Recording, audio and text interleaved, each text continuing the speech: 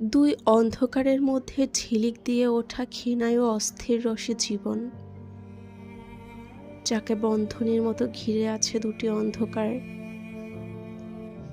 এপাশে জন্মের, ওপাশে মৃত্যু।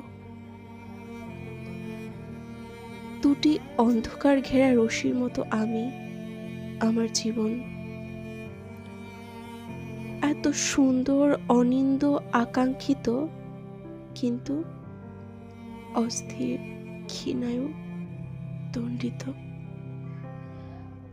এমন অতুলনীয় অথচ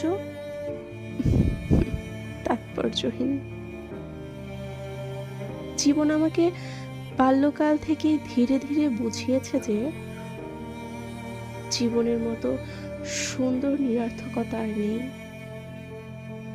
বিনাশ যেখানে শেষ